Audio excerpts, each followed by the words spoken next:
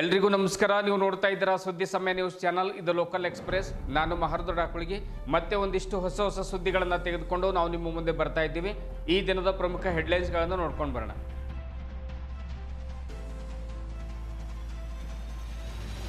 ತಮ್ಮನ ಸಾವಿಗೆ ನ್ಯಾಯ ಸಿಗದೇ ಇದ್ದರೆ ಸಾಮೂಹಿಕ ಆತ್ಮಹತ್ಯೆ ಮಾಡಿಕೊಳ್ಳುತ್ತೇವೆ. ರಾಜಶ್ರೀ ವಾರದಲ್ಲಿ ಆರೋಪಿ ಪತ್ತೆ ಹಚ್ಚದಿದ್ದರೆ ಎಸ್ಪಿ ಕಚೇರಿ ಮುಂದೆ ಧರಣಿ ಸತ್ಯಾಗ್ರಹ ಮತ್ತು ತಮಟೆ ಚಳವಳಿ ಮಾಡಲಾಗುವುದು. ಪ್ರದೀಪ್ ಹೆಗಡೆ ಸುದ್ದಿಗೋಷ್ಠಿಯಲ್ಲಿ ಸಿದ್ದಾರೂಢ ಕೊಲೆಗೆ ಕಣ್ಣೀರು ಹಾಕಿದ ಪತ್ನಿ ಅರ್ಚನಾ. ಸೋಲಾರ್ ಪವರ್ ಗ್ರಿಡ್ ಕಾಮಗಾರಿ ವೀಕ್ಷಣೆ ಮಾಡಿದ ಮಾಜಿ ಕೇಂದ್ರ ಸಚಿವ ಭಗವಂತ ಖೋಬಾ. ಕಮಲ್ನಗರ್ ತಾಲೂಕಿನ ಚಿಮ್ಮೇಗಾಂವ್ ಹತ್ತಿರ 2300 ಕೋಟಿ ಅನುದಾನದಲ್ಲಿ ಪವರ್ ಗ್ರಿಡ್ ಮಂಜೂರಿ ಮಾಡಿಸಿದ್ದೆ. ಇದರಿಂದ ಸಾಕಷ್ಟು ರೈತರಿಗೆ ಸಹಕಾರ ಆಗಲಿದೆ ಎಂದ ಖೋಬಾ.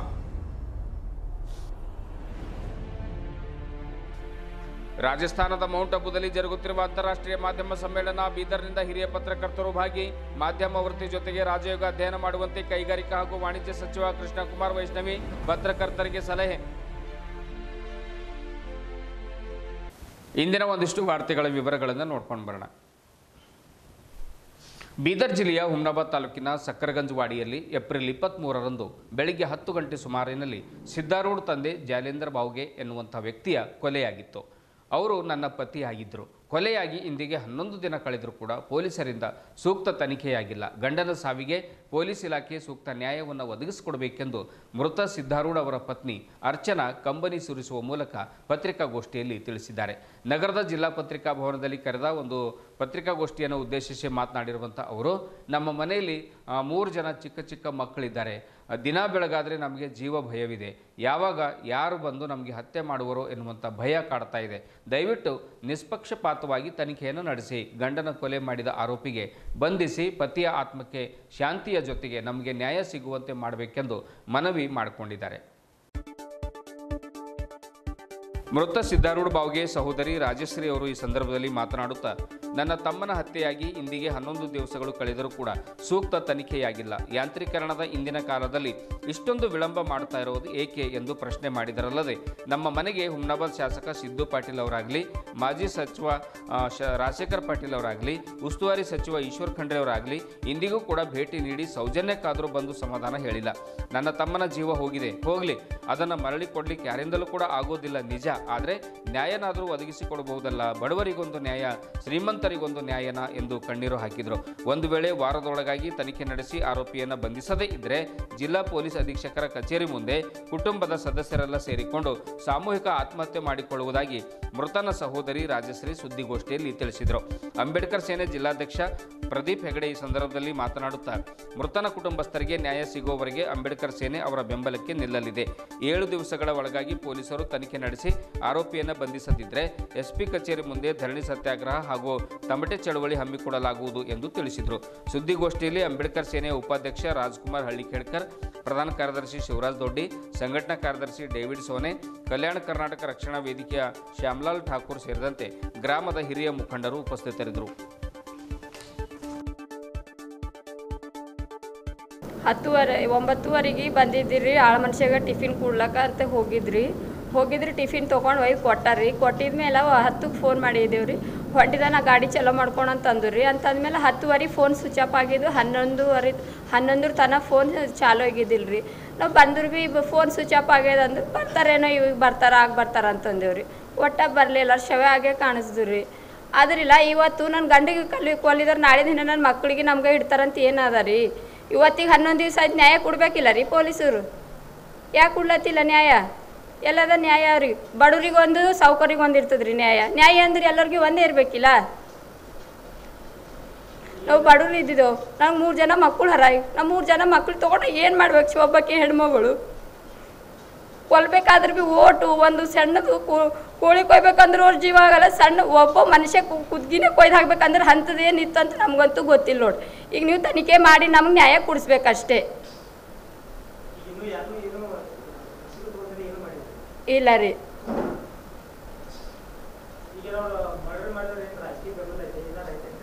ಇಲ್ಲ ರೀ, ನೀವು ತನಿಖೆ ಮಾಡಿ ನಮ್ಗೆ ನ್ಯಾಯ ಕೊಡಿಸ್ತಾ ಅಂತ ಅವತ್ತು SP ಸರ್ ಅವತ್ತು ನಮ್ಮದು ಹುಮ್ನಾಬಾದ್ಲಿಂದ PS ಅವರೆಲ್ಲ ಹೇಳ್ಯಾರ.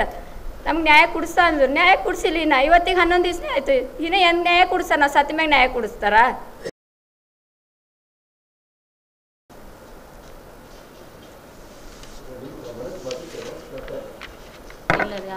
ಆ ಥರ ಯಾರಿಗೆ ಭೀ ಜಗಳ ಆಡಿಲ್ರಿ. ಈಗ ಒಂದು ಎರಡು ತಿಂಗಳು ಹಿಂದೆ ಬಿಡಿಸಿದೇವ್ರಿ. ಹಾಂ ರೀ, ಅವ್ರಿಗೆ ಒಯ್ದ್ರು ರೀ, ತನಿಖೆಗೆ ಒಯ್ದ್ರು. ಒಂದು ಅರ್ಧ ತಾಸು ಭೀ ಒಳಗೆ ಇಟ್ಕೊಂಡಿಲ್ಲ. ಯಾಕೆ ಬಿಟ್ರು ಅವ್ರಿಗೆ ರೀ? ಅವ ಹೇಳೇನೆ ಅಂತ ಮೊದಲೇ, ನಾ ಪೊಲೀಸ್ ಸ್ಟೇಷನ್ಗೆ ಭೀ ಬರಲ್ಲ, ನಾ ಸತ್ರ ಹಿಂಗೆ ಫಾಸಿ ಹಾಕೊಂಡೆ ಸಾಯ್ತಾ ಅಂತ ಹೇಳೇನಂತ. ಮತ್ತು ಪೊಲೀಸರು ಯಾಕೆ ಬಿಟ್ರು? ಪೊಲೀಸರು ಬಂದಿರಿ ನಮ್ಮ ಮನೆಗೆ ಕೇಳಿದೆ, ಯಾಕೆ ಬಿಟ್ರಿ ನೀವು ಅಂದ್ರೆ, ನೀವು ಹೇಳ್ದವ್ರಿಗೆಲ್ಲ ನಾವು ಒಳಗೆ ಇಟ್ಕೊಂಡು ಕೊಡ್ಲಿಕ್ಕಾಗಲ್ಲ, ನೀವು ಊರು ಜನಕ್ಕೆ ಹೇಳ್ತೀರಿ, ಊರು ಜನಕ್ಕೆಲ್ಲ ಒಳಗೆ ಇಟ್ಕೊಳಕ್ಕಾಯ್ತದ ಅಂದ್ರು ನಮ್ಗೆ. ಅಂದ್ರೆ ನೀವು ಅವ್ನಿಗೆ ಕೇಳೋದೈತ್ರಿ ಅಂತ ಅಂದೇವು ನಾವು ಬಿಟ್ಟಿದ್ದೇವೆ. ಈಗ ಅವ್ರಿಗೆ ಬಿಟ್ಟರೆ ನಮ್ಗೆ ಅವ್ರಿಗೆ ಬಿಟ್ಟಿದ್ದೇವೆ ಅಂದ್ರೆ ನಾವು ಸುಮ್ಮನೆ ಬಿಟ್ಟಿಲ್ಲ ಅಂತ ಹೇಳಿದ್ರು ಅಷ್ಟೇ.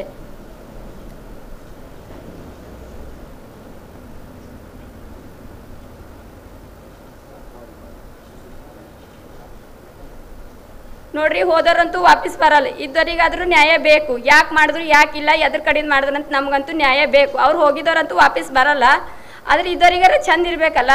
ನಮ್ಮ ಮಕ್ಕಳಾರ ನಾವು ಇದ್ದಿದ್ದೆವು. ಇವತ್ತು ಅವ್ರಿಗೆ ಮಾಡಿ ಅಂತ ದೊಡ್ಡ ಮನುಷ್ಯಗೆ ಮಾಡಿರ ಅಂದ್ರೆ ನಾವಂತ ಹೆಂಗಸ್ರಿಗೆ ಅವ್ರೇ ನಮ್ಗೆ ಬಿಡ್ತಾರ್ರಿ.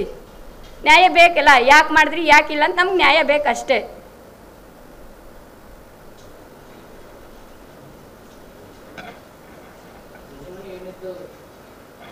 ಏನ್ರಿ ದುಶ್ಮನಿ ಏನಿತ್ತು ಅಂತ ನಮಗೆ ಭೀ ಗೊತ್ತಿಲ್ರಿ. ಅವರು ಜಗಳ ಆಡಿದ್ರು, ಯಾರಾದ್ರೂ ಜಗಳ ಆಡಿದ್ರೆ ನಾವು ಗಪ್ಪ ಹೊಡ್ಕೊಂತೀವಿ. ಊರ್ ಜನಕ್ಕಂತೂ ಗೊತ್ತಿರ್ತದಲ್ಲ ರೀ, ಊರ್ ಜನ ಆದ್ರೆ ಹೇಳ್ತಾರೆ ಯಾಕೆ ಜಗಳ ಆಡಿದ್ರು ಅವ್ರಂತ. ಅವ್ರಿಗೆ ಯಾರ ಹತ್ರ ದುಶ್ಮನಿ ಇದ್ದಿಲ್ಲ, ದುಶ್ಮನಿ ಇದ್ದವ್ರು ಆದ್ರೆ ಡೈರೆಕ್ಟ್ ಬಂದು ಕೇಳೋದಿತ್ತು. ಅವರು ಹಂಗೆ ಜೀವ ಹೊಡಪ್ಲಿ ದುಶ್ಮನಿ ಇರ್ತಾರ್ರಿ.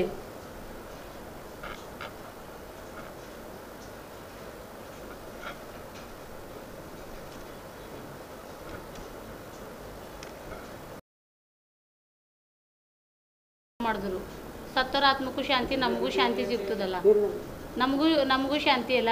ಈಗ ನಾಳೆ ಸಣ್ಣ ಮಕ್ಕಳು ಅರ, ನಮ್ಮ ತಾಯಿಯರ, ಈಗ ಅವ್ರು ಮಿಸ್ಸಸ್ ಅರ, ಈಗ ನಮಗೆ ಜೀವ ಬೆದರಿಕೆ ಅದ, ನಮಗೆ ಮನೆಗಿಂದ ಹೊರಗೆ ಬರ್ಲಕ್ಕೆ ಅಂಜಿಕೆ ಆಗ್ಲತ್ತಾವ. ನಮಗೂ ಯಾಕೋ ಇನ್ನೂ ಒಂದು ಮರ್ಡರ್ ಆಯ್ತದೇನೋ ಅಂತ ಅಂದಂಗೆ ಅನ್ನಿಸ್ಲತ್ತದ. ಮನೆ ಸುತ್ತಮುತ್ತ ಯಾರೋ ಓಡಾಡ್ತಾರೆ ಅಂದಂಗೆ ಅನ್ನಿಸ್ಲತ್ತದ. ಈಗ ಮನೆಗೆ ಗಂಡಸರೆಲ್ಲ ಹೆಣ್ಮಕ್ಳು ಅಂದ್ರೆ ಯಾರು ಭೀ ಎನಿ ಟೈಮ್ ಬಂದು ಏನು ಭೀ ಮಾಡ್ಬೋದಲ್ಲ. ಮತ್ತು ಪ್ರೆಸೆಂಟ್ MLA ಸಿದ್ದು ಪಾಟೀಲ್ ಆಗಲಿ, ಅವ್ರದೇ ಕ್ಷೇತ್ರದಾಗ ಒಂದು ಹಿಂಗೆ ಒಂದು ಕೊಲೆ ಆಗ್ಯದ, ಒಂದು ರೈತಗೆ ಅಂತಂದ್ರೆ ಅನ್ಯಾಯ ಆಗ್ಯದ ಅಂದ್ರೆ ಅವ್ರು ಬಂದು ನಮಗೊಂದು ಸಾಂತ್ವನ ಹೇಳಿ ನಮಗೆ ಹೆಲ್ಪ್ ಮಾಡಬೇಕು, ಮಾಡಬಾರ್ದು. ಮಾಜಿ MLA ರಾಜಶೇಖರ್ ಪಾಟೀಲ್ ಪ್ರತಿಯೊಂದು ಅದ್ರ ಗ್ರಾಮಕ್ಕೆ ಬರೋರು, ಅವರು ಬಂದಿಲ್ಲ. ಜಿಲ್ಲಾ ಉಸ್ತುವಾರಿ ಸಚಿವ ಈಶ್ವರ್ ಖಂಡ್ರೆ ತನ್ನದೇ ಆದ ಜಿಲ್ಲೆದಾಗ ಇಂಥ ಒಂದು ಕೃತ್ಯ ಆಗಿರ್ತದಂದ್ರೆ ಅವ್ರು ಗ್ರಾಮಕ್ಕೆ ಬಂದು ಭೇಟಿಯಾಗಿ ಸಾಂತ್ವನ ಹೇಳಿ ನಮಗೆ ನ್ಯಾಯ ಕೊಡಿಸ್ತೇವೆ ಅಂತೇಳಿ ಭರವಸೆನ ನೀಡಬೇಕು, ನೀಡಬಾರ್ದು. ಇದೇ ಯಾವುದೇ ಒಂದು ಅಧಿಕಾರಿ ಆಗಲಿ ಶ್ರೀಮಂತರಾಗಲಿ ಇದ್ರ ಅವ್ರ ಮನೆಗೆ ಹೋಗಿ ಭೇಟಿ ಕೊಟ್ಟವ್ರು ಹೇಳ್ತೀರಾ? ಈಗ ರೈತರ ಮನೆಗೆ ಹಿಂಗಾದ್ರೆ, ಬಡವ್ರ ಮನೆಗೆ ಹಿಂಗಾದ್ರೆ ಅವ್ರಿಗೊಂದು ನ್ಯಾಯ ಇವ್ರಿಗೊಂದು ನ್ಯಾಯ ಇರ್ತದೆ. ನಾವು ನ್ಯಾಯ ಕೇಳ್ತಿದ್ದೆವು, ಕೈ ಮುಗಿದು ನಿಮಗೆ ಕೈ ಜೋಡಿಸಿ ನಾವೇನು ಕೇಳ್ತಿದ್ದೆವು? ನಮಗೆ ಬೆದರಿಕೆ ಇದೆ, ಯಾರು ಮಾಡ್ಯಾರ ಯಾಕೆ ಮಾಡ್ಯಾರ, ನಮಗೆ ತನಿಖೆ ಮಾಡಿ ಪತ್ತೆ ಹಚ್ಚಿ ನ್ಯಾಯ ಕೊಡು. ನಾವು ಉಸ್ತುವಾರಿ ಸಚಿವರಿಗೂ ಅಷ್ಟೇ ಕೇಳ್ತೀನಿ, SP ಸರಿಗೂ ಅಷ್ಟೇ ಕೇಳ್ತೀನಿ, ಸರ್ಕಲ್ ಇನ್ಸ್ಪೆಕ್ಟರ್ ಹುಮ್ನಾಬಾದ್ ಅವ್ರಿಗೂ ಅಷ್ಟೇ ಕೇಳ್ತೀನಿ, ಹಳಿಕಟ್ PSS ಅವರಿಗೂ ಅಷ್ಟೇ ಕೇಳ್ತೀನಿ. ನಮಗೆ ಮತ್ತೆ ಯಾರಿಗೆ ಮೇಲೆ ಅನುಮಾನದ ಸಂಶಯದ ಅವ್ರವ್ರ ಹೆಸರೆಲ್ಲ ನಾನು ಆಲ್ರೆಡಿ ಹೇಳ್ಬಿಟ್ಟಿನಿ ಸರ್. ಅವ್ರಿಗೆ ನೀವು ಕರೆಕ್ಟ್ ರೀತಿಯಲ್ಲಿ ತನಿಖೆ ಮಾಡಿರಿ, ಪತ್ತೆ ಹಚ್ಚಿರಿ. ನೀವು ಟೈಮ್ ತೊಗೋಬಾರ್ದು ಅಂತ ಹೇಳ್ತಿಲ್ಲ ನಾವು, ಬಟ್ ಪತ್ತೆ ಮಾಡಿ ನಮಗೆ ಒಂದು ನ್ಯಾಯ ಒದಗಿಸ್ಕೊಡ್ಬೇಕಲ್ಲ. ಶ್ರೀಮಂತರಿಗೆ ಬಡವರಿಗೆ ಭೇದ ಭಾವ ಆಗಬಾರ್ದಲ್ಲ. ಅಲ್ಲಿಂದ 15-20 ನಿಮಿಷ ಹಾದಿದ ಹುಮ್ನಾಬಾದ್ ತನ್ನ ಕ್ಷೇತ್ರದಾಗ ಆದರೂ ಸಿದ್ದು ಪಾಟೀಲ್ ಅವ್ರ ಗಮನಕ್ಕೆ ಹೆಂಗೆ ಬರಲ್ಲ? ಇದೇ ಜಿಲ್ಲೆ ಉಸ್ತುವಾರಿ ಸಚಿವರು ಅವ್ರ ಗಮನಕ್ಕೆ ಹೆಂಗೆ ಬರಲ್ಲ? ಇದೇ ಒಂದು ಆಫೀಸರ್ ಮನೆಯಲ್ಲಿ, ಶ್ರೀಮಂತರ ಮನೆಯಲ್ಲಾದರೂ ಹೋಗಿ ಸ್ವಂತಾನೆ ಹೇಳಿ ಅವ್ರಿಗೆ ಭರವಸೆ ಕೊಟ್ಟು ನ್ಯಾಯ ಒದಗಿಸ್ಕೊಡ್ತಿರಿಲ್ಲ. ನಮ್ಗೆ ಯಾಕೆ ನ್ಯಾಯ ಒದಗಿಸ್ಕೊಡಲು ವಿಳಂಬ ಮಾಡ್ಲತ್ತಾರ? ನಮ್ಗೆ ಯಾಕೆ ಹೆಲ್ಪ್ ಮಾಡಲ್ಲ ರೀ ಯಾರು ಭೀ? ನೊಂದ ಮಹಿಳೆಗಾದ್ರೂ ಸ್ವಂತಾನೆ ಹೇಳ್ಬೋದಲ್ಲ. 2 ವರ್ಷದಿಂದ 4 ವರ್ಷದಿಂದ 5 ವರ್ಷದಿಂದ ಸಣ್ಣ ಮಕ್ಕಳರ ಅವ್ರಿಗೆ. ಈಗ ಮಾಡೋ ಮನುಷ್ಯನೇ ಹೋಗಿದ ಮೇಲೆ ಅವ್ರು ಏನು ಮಾಡಿ ಉಣ್ಬೇಕು, ಏನು ಮಾಡಿ ತಿನ್ನಬೇಕು? ಈಗ ಅವ್ರಿಗೆ ಬೆದರಿಕೆ, ಈಗ ಅಂಥವನಿಗೆ ಹೋಗ್ಯಾರಂದ್ಮೇಲೆ ಇವ್ರಿಗೆ ಜೀವ ಬೆದರಿಕೆ ಇರ್ತದ ಇರಲ್ಲ ಹೇಳ್ರಿ? ನೀವು ತನಿಖೆ ಮಾಡ್ರಿ, ನೀವು ತನಿಖೆ ಮಾಡಿ ಪತ್ತೆ ಹಚ್ಚಿ ನ್ಯಾಯ ಕೊಡ್ರಿ.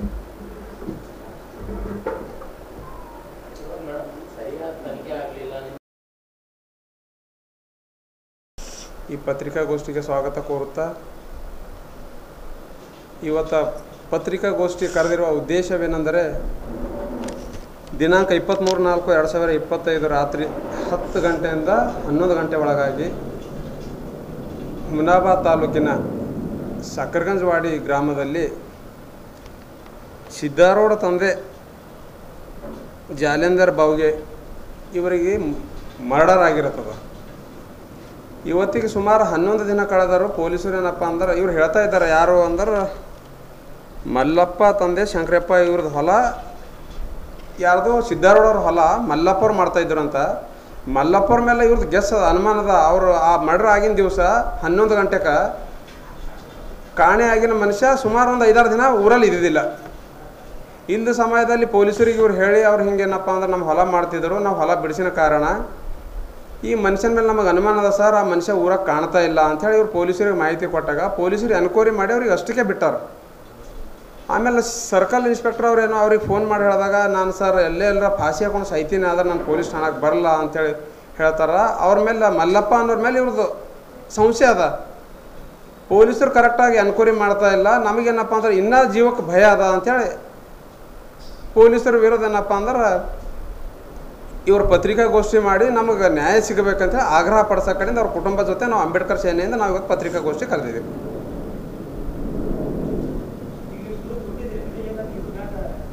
ಸರ್ ಅನುಮಾನ ಅದ ಅಂತ ಕುಟುಂಬದವ್ರು ಹೇಳಿದ್ದಾರೆ ಸರ್.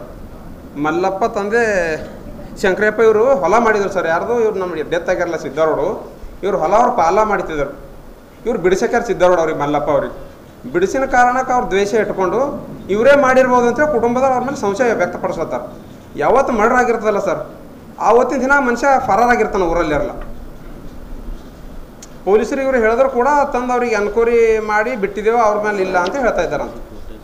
ಅದಕ್ಕಾಗಿ ಸರಿಯಾಗಿ ಎನ್ಕ್ವೈರಿ ಆಗ್ತಾ ಇಲ್ಲ, ಎನ್ಕ್ವೈರಿ ಮಾಡಬೇಕು. ಅದರಿಂದ ಏನಪ್ಪ ಅಂದ್ರೆ ಸಿದ್ದರಾಮಯ್ಯ ಒಬ್ಬನೇ ತೀರ್ಕೊಳ್ಳೋಣ, ಅವ್ರ ಕುಟುಂಬಕ್ಕೆ ಜೀವ ಭಯ ಅದ.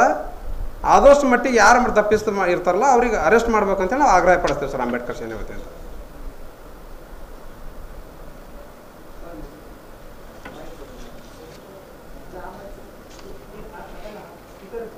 ಇದೆ ಹಾಂ ಅಕ್ಕ.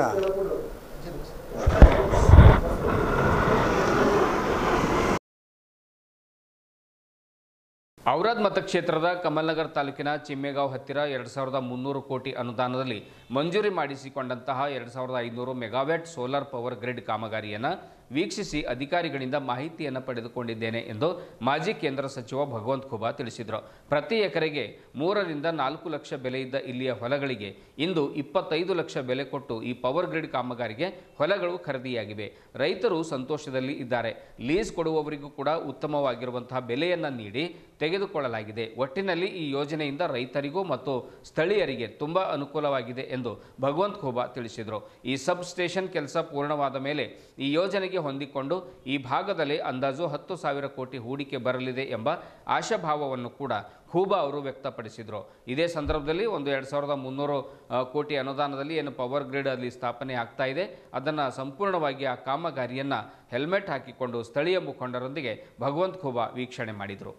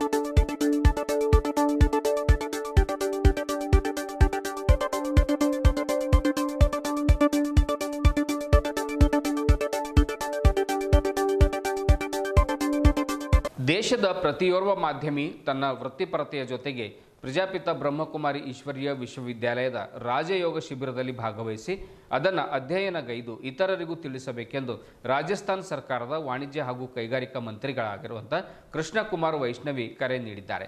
ರಾಜಸ್ಥಾನ ರಾಜ್ಯದ ಮೌಂಟ್ ಅಬುದಲ್ಲಿರುವಂತಹ ಜ್ಞಾನ ಸರೋವರದಲ್ಲಿ ಜರುಗ್ತಾ ಇರುವಂತಹ ಅಂತಾರಾಷ್ಟ್ರೀಯ ಮಾಧ್ಯಮ ಸಮ್ಮೇಳನ ಉದ್ಘಾಟಿಸಿ ಅವರು ಮಾತನಾಡಿದರು. ಬ್ರಹ್ಮಕುಮಾರಿ ಸಂಸ್ಥೆಯ ಮಾಡುವಂಥ ಕಾರ್ಯ ಅತ್ಯಂತ ಶ್ರೇಷ್ಠವಾಗಿದ್ದು ಅವರ ಸಕಾರಾತ್ಮಕ ಸತ್ಕಾರ್ಯಗಳಿಗೆ ಕೈಜೋಡಿಸಬೇಕಿದೆ ಎನ್ನುವಂಥ ಮಾತನ್ನು ಹೇಳಿದರು. ಬ್ರಹ್ಮಕುಮಾರಿ ಸಂಸ್ಥೆಯ ಮುಖ್ಯ ಆಡಳಿತಾಧಿಕಾರಿಣಿ ರಾಜಯೋಗಿನಿ ಬ್ರಹ್ಮಕುಮಾರಿ ಸುದೇಶ್ ದೀದಿ, ಆಮೇಲೆ ಜೈಪುರ್ ಶಾಸಕರು ಹಾಗೂ ಮಹಾನಗರ ಪತ್ರಿಕೆಯ ಒಂದು ಮುಖ್ಯ ಸಂಪಾದಕ ಡಾಕ್ಟರ್ ಗೋಪಾಲ್ ಶರ್ಮಾ, ಬೀದರ್ ಪತ್ರಕರ್ತರಾಗಿರುವಂಥ ಹಿರಿಯ ಪತ್ರಕರ್ತರಾಗಿರುವಂತಹ ಉತ್ತರ ಕರ್ನಾಟಕ ದಿನಪತ್ರಿಕೆ ಒಂದು ಸಂಪಾದಕರಾಗಿರುವಂತಹ ಶಿವಶರಣಪ್ಪ ವಾಲಿ, ಆಮೇಲೆ ಸಂಜೆವಾಣಿ ದಿನಪತ್ರಿಕೆಯ ಒಂದು ಉಪಸಂಪಾದಕರು ಹಾಗೂ ಬೀದರ್ ಜಿಲ್ಲಾ ವರದಿಗಾರರಾಗಿರುವಂಥ ಶಿವಕುಮಾರ್ ಸ್ವಾಮಿಯವರು, ಆಮೇಲೆ ಕದಂಬ ಸುದ್ದಿವಾಹಿನಿಯ ಸಂಪಾದಕರಾಗಿರುವಂತಹ ವಿಜಯಕುಮಾರ್ ಅಷ್ಟೂರೆ ಹಾಗೂ ಉತ್ತರ ಕರ್ನಾಟಕ ಸುದ್ದಿವಾಹಿನಿಯ ಒಂದು ಸಂಪಾದಕರಾಗಿರುವಂಥ ಉಪಸಂಪಾದಕರಾಗಿರುವಂಥ ಆದಿಶ್ ವಾಲಿ ಸೇರಿದಂತೆ ಅಲ್ಲಿಯ ಒಂದು ಹಲವು ಪತ್ರಕರ್ತರು, ನೂರಾರು ಪತ್ರಕರ್ತರು ಆ ಒಂದು ಮೌಂಟ್ ಅಬುದಲ್ಲಿ ನಡೀತಾ ಇರುವಂಥ ಅಂತಾರಾಷ್ಟ್ರೀಯ ಮಾಧ್ಯಮ ಸಮ್ಮೇಳನದಲ್ಲಿ ಪಾಲ್ಗೊಂಡಿದ್ದರು.